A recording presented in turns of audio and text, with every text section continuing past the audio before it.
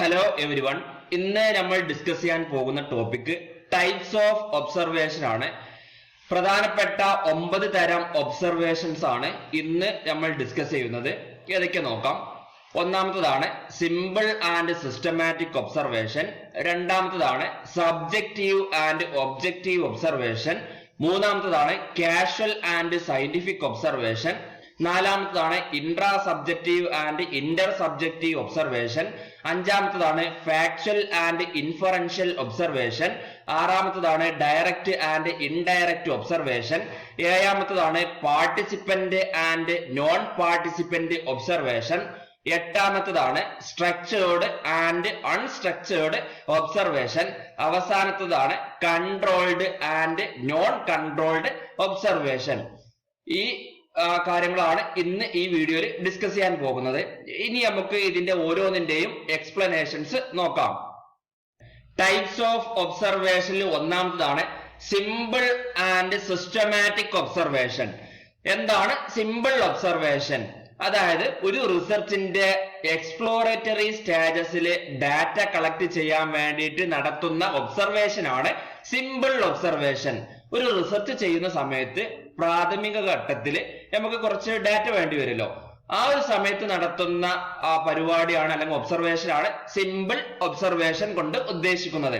Okay, അങ്ങനെയാണെന്നുണ്ടെങ്കിൽ എന്തായിരിക്കും systematic observation? Systematic observation എന്ന് പറഞ്ഞു കഴിഞ്ഞാൽ ഒബ്സർവ് ചെയ്യാൻ വേണ്ടിയിട്ട് സ്റ്റാൻഡർഡൈസ്ഡ് പ്രൊസീജിയർ ഉണ്ടായിരിക്കും.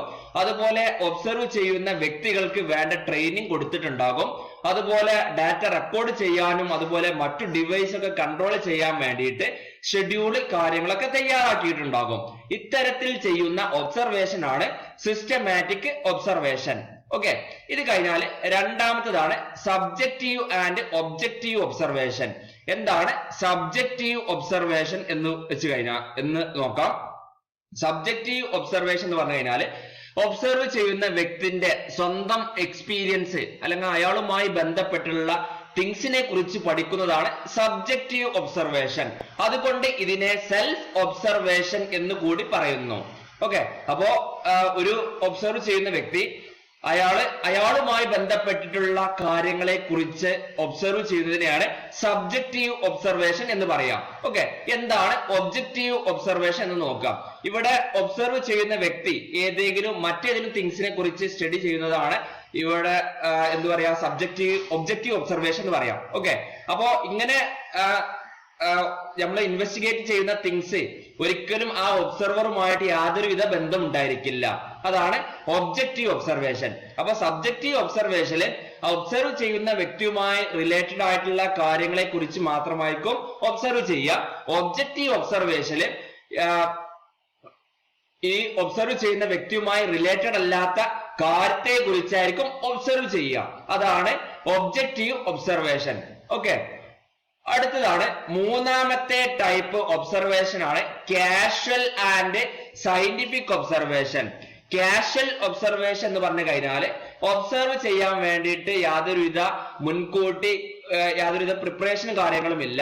അതുപോലെ ചാൻസ് കിട്ടുന്ന സമയത്താണ് നമ്മൾ ഈ ഒരു കാര്യം ഒബ്സർവ് ചെയ്യാം. അതായത് റൈറ്റ് തിങ്സിനെ റൈറ്റ് ടൈമിൽ ഒബ്സർവ് ചെയ്യുന്നതാണ് കാഷ്വൽ ഒബ്സർവേഷൻ എന്ന് പറയാം. ഓക്കെ, അപ്പൊ ചുരുക്കി പറഞ്ഞു കഴിഞ്ഞാൽ യാതൊരു പ്രീവിയസ് പ്രിപ്പറേഷനും ഈ ഒരു ഒബ്സർവേഷൻ ചെയ്യാൻ വേണ്ടിയിട്ട് എടുക്കുന്നില്ല.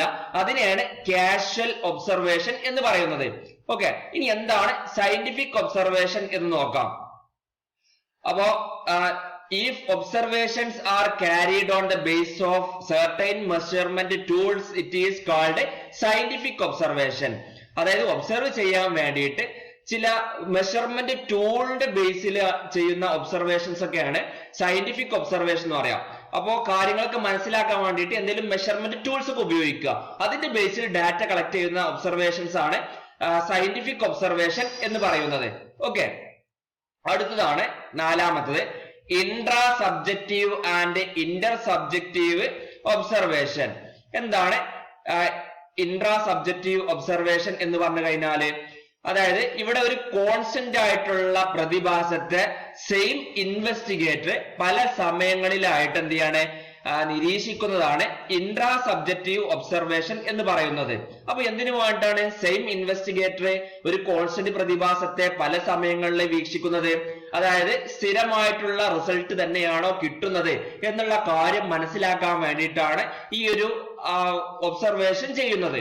ഓക്കെ, അപ്പൊ ഇവിടെ ഒരു പ്രതിഭാസത്തെ ഒരേ ഇൻവെസ്റ്റിഗേറ്റർ പല സമയങ്ങളിൽ എന്ത് ചെയ്യാണ് അതിനെ നിരീക്ഷിക്കുന്നതാണ് ഇന്റർ സബ്ജക്റ്റീവ് ഒബ്സർവേഷൻ. ഓക്കെ, അങ്ങനെയാണെന്നുണ്ടെങ്കിൽ ഇന്റർ സബ്ജക്റ്റീവ് ഒബ്സർവേഷൻ എന്ന് പറഞ്ഞു കഴിഞ്ഞാൽ എന്തായിരിക്കും? ഇവിടെ ഒരു പ്രതിഭാസത്തെ, അതായത് കോൺസ്റ്റന്റ് ആയിട്ടുള്ള പ്രതിഭാസത്തെ ഡിഫറന്റ് ഒബ്സർവേഴ്സ് പല സമയങ്ങളിൽ ഒബ്സർവ് ചെയ്യുക, അതായത് റിപ്പീറ്റ് ചെയ്തുകൊണ്ട് ഒബ്സർവ് ചെയ്യുന്നതാണ് ഈ ഒരു ഇന്റർ സബ്ജക്റ്റീവ് ഒബ്സർവേഷൻ എന്ന് പറഞ്ഞു കഴിഞ്ഞാല്. ഓക്കെ, അപ്പൊ ഇവിടെ ഒരു പ്രതിഭാസം ഉണ്ട്, ആ പ്രതിഭാസത്തെ പല ഒബ്സർവേഴ്സ് പല സമയങ്ങളിലായിട്ട് അല്ലെങ്കിൽ റിപ്പീറ്റ് ചെയ്യുന്ന ഒബ്സർവേഷൻസ് പല ഒബ്സർവേഴ്സ് ചെയ്യുന്നതാണ് ഇന്റർ സബ്ജക്റ്റീവ് ഒബ്സർവേഷൻസ്. ഓക്കെ, അപ്പൊ ഇങ്ങനെ പല ഒബ്സർവേഴ്സും ചിലപ്പോൾ പല റിസൾട്ട് കിട്ടുന്നുണ്ടാവും. അപ്പൊ അതിനൊക്കെ ഒരു സ്ഥിരത ഉണ്ടോ എന്നുള്ള കാര്യം മനസ്സിലാക്കാൻ വേണ്ടിയിട്ടാണ് പല ഒബ്സർവേഴ്സും ചെയ്യുന്നത്. ഓക്കെ, അടുത്തതാണ് factual and inferential observation. Factual observation എന്ന് പറഞ്ഞു കഴിഞ്ഞാല് ഒബ്സർവേഷൻ ചെയ്യുന്നത് ഫാക്ച്വൽ ഇൻഫർമേഷൻസ് ഒക്കെ കളക്ട് ചെയ്യാൻ വേണ്ടിയിട്ടുള്ള ഒബ്സർവേഷൻസ് ആണ് ഫാക്ച്വൽ ഒബ്സർവേഷൻ എന്ന് പറഞ്ഞു കഴിഞ്ഞാല്. അപ്പൊ ഒബ്സർവേഷൻസുമായി കളക്ട് ചെയ്യുന്ന ഡാറ്റ എന്തായിരിക്കും? ആക്ച്വൽ ഇൻഫർമേഷൻസ് ആയിരിക്കും. അത്തരത്തിലുള്ള ഒബ്സർവേഷൻസ് ആണ് ഫാക്ച്വൽ ഒബ്സർവേഷൻ എന്ന് പറഞ്ഞു കഴിഞ്ഞാല്. ഇനി എന്താണ് ഇൻഫറൻഷ്യൽ ഒബ്സർവേഷൻ? ഇൻഫറൻഷ്യൽ ഒബ്സർവേഷൻ എന്ന് പറഞ്ഞു കഴിഞ്ഞാല് ഇപ്പോ ഒബ്സർവ് ചെയ്തിട്ടുള്ള ഡാറ്റ ഉപയോഗിച്ചുകൊണ്ട് എന്തെങ്കിലും ഇൻഫറൻസ് എടുക്കാൻ വേണ്ടിട്ട് അല്ലെങ്കിൽ കൺക്ലൂഷൻസ് എടുക്കാൻ വേണ്ടിയിട്ട് ചെയ്യുന്ന ഒബ്സർവേഷൻസ് ആണ് ഇൻഫറൻഷ്യൽ ഒബ്സർവേഷൻസ് എന്ന് പറയുന്നത്. അപ്പൊ ഒബ്സർവ് ചെയ്തതിന്റെ അടിസ്ഥാനത്തിൽ എന്തെങ്കിലും കൺക്ലൂഷനിൽ എത്തുക എന്നുണ്ടെങ്കിൽ, അതായത് നമ്മൾ എന്തെങ്കിലും നിഗമനത്തിലേക്ക് എത്താൻ വേണ്ടി ചെയ്യുന്ന ഒബ്സർവേഷൻസ് ആണ് ഇൻഫറൻഷ്യൽ ഒബ്സർവേഷൻ എന്ന് പറയുന്നത്. ഓക്കെ, അടുത്തതാണ് ആറാമത്തെ ടൈപ്പ് ഒബ്സർവേഷൻ ആണ് ഡയറക്റ്റ് ആൻഡ് ഇൻഡയറക്റ്റ് ഒബ്സർവേഷൻ. എന്തായിരിക്കും ഡയറക്റ്റ് ഒബ്സർവേഷൻ എന്ന് പറഞ്ഞാല്?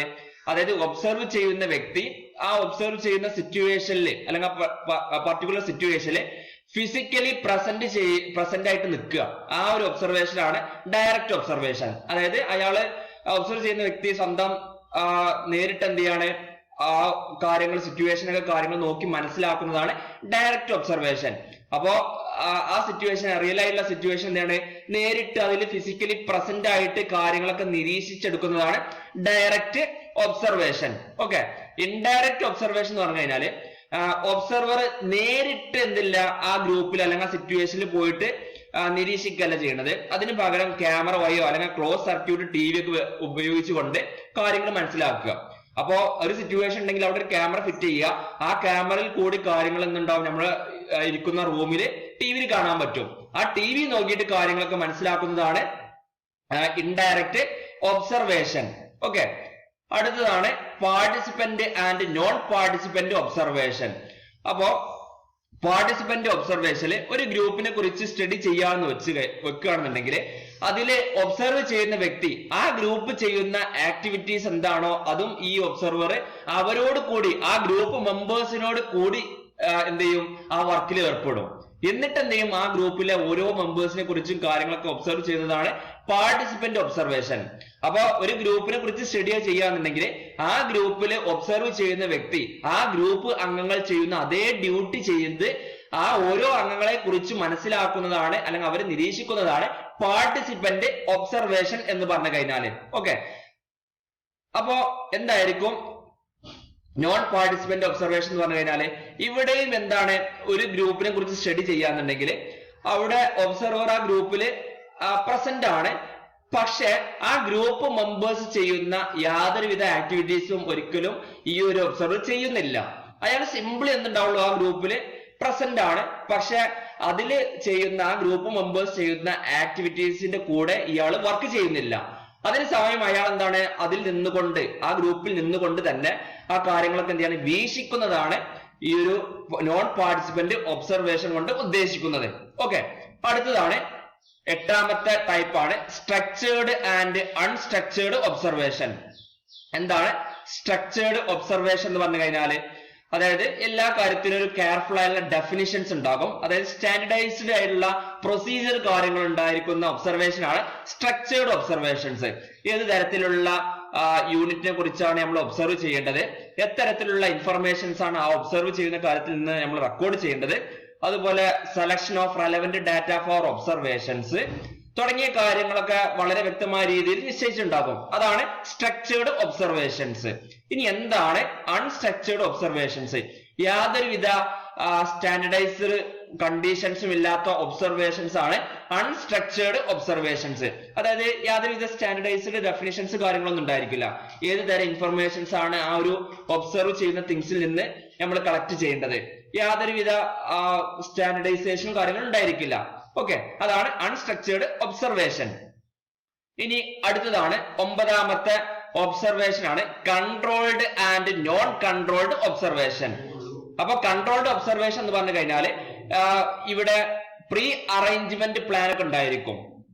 ഓക്കെ, അപ്പൊ ഒബ്സർവ് ചെയ്യുന്ന സമയത്ത് നമ്മൾ എന്ത് ചെയ്യും, അതിന് മുന്നേ തന്നെ എങ്ങനെയാണ് ഈ കാര്യങ്ങളൊക്കെ അറേഞ്ച് ചെയ്യേണ്ടത്, അതുമായി ബന്ധപ്പെട്ട ഒരു പ്ലാൻ ഒക്കെ തയ്യാറാക്കിയിട്ടുണ്ടാവും. അതുപോലെ ഡാറ്റ കളക്ട് ചെയ്യാൻ വേണ്ടിയിട്ട് മെക്കാനിക്കൽ എയ്ഡ്സ് കാര്യങ്ങളൊക്കെ ഉപയോഗിക്കുന്നതാണ്. അതാണ് കൺട്രോൾഡ് ഒബ്സർവേഷൻ. ഓക്കെ, ഇവിടെ 2 പ്രീ എന്ന് വന്നിട്ടുണ്ട്, ഒരു പ്രീ ഉള്ളൂ കേട്ടോ, അത് ടൈപ്പ് ചെയ്ത സമയത്തുള്ള മിസ്റ്റേക്ക് ആണ്. ഓക്കെ, അടുത്തതാണ് അൺകൺട്രോൾഡ് ഒബ്സർവേഷൻ. അൺകൺട്രോൾഡ് ഒബ്സർവേഷൻ എന്ന് പറഞ്ഞു കഴിഞ്ഞാൽ യാതൊരുവിധ പ്രീ അറേഞ്ച്മെന്റ് പ്ലാൻ ഒന്നും നമ്മൾ ഒബ്സർവേഷന് മുന്നേ തയ്യാറാക്കുന്നില്ല. അതുപോലെ യാതൊരുവിധ ഫോർമൽ ആയിട്ടുള്ള മെക്കാനിക്കൽ ടൂൾസ് ഒന്നും ഒബ്സർവേഷന് വേണ്ടി ഉപയോഗിക്കുന്നില്ല. അപ്പോ ചുരുക്കി പറഞ്ഞു കഴിഞ്ഞാല് യാതൊരുവിധ സ്റ്റാൻഡർഡൈസിങ് പ്രൊസീജിയർ ഒന്നും ഡാറ്റ കളക്ഷന് വേണ്ടി ഇല്ല. അത്തരത്തിലുള്ള ഒബ്സർവേഷനാണ് അൺകൺട്രോൾഡ് ഒബ്സർവേഷൻ എന്ന് പറയുന്നത്. അതിന് പറയുന്ന മറ്റൊരു പേര് പറഞ്ഞാൽ സിമ്പിൾ അല്ലെങ്കിൽ നാച്ചുറൽ ഒബ്സർവേഷൻ എന്ന് കൂടി പറയും. ഓക്കെ, അപ്പോ 9 ടൈപ്പ് ഒബ്സർവേഷനെ കുറിച്ചാണ് ഇന്ന് നമ്മൾ ക്ലാസ് എടുത്തിട്ടുള്ളത്. ഓക്കെ.